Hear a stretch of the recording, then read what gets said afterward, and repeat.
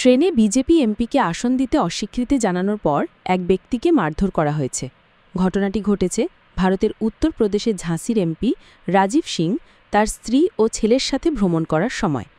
জানা গেছে, দিল্লি-ভোপাল রুটে বন্দে ভারত নামক ট্রেনে একজন যাত্রী বিজেপি বিধায়কের সাথে আসন পরিবর্তন করতে অস্বীকৃতি জানানোর পর তাকে মারধর করা হয়। ওই এমপি ও তার পরিবার এ সময় তার নির্বাচনী এলাকায় যাচ্ছিলেন। কথিত এমপি রাজীব সিং ট্রেনের বগির পিছনের দিকে একটি আসন পেয়েছিলেন, আর তার পরিবারের সদস্যরা বসেছিলেন সামনের দিকে। তাই পাশের সেই ব্যক্তিকে বলেছিলেন তার আসনটি পরিবর্তন করতে, কিন্তু ওই যাত্রী আসন পরিবর্তন করতে রাজি হননি। ফলে ওই এমপির সঙ্গে লোকজন ঝাঁসি স্টেশনের ট্রেনে উঠে ভোপালগামী ওই যাত্রীকে মারধর করে।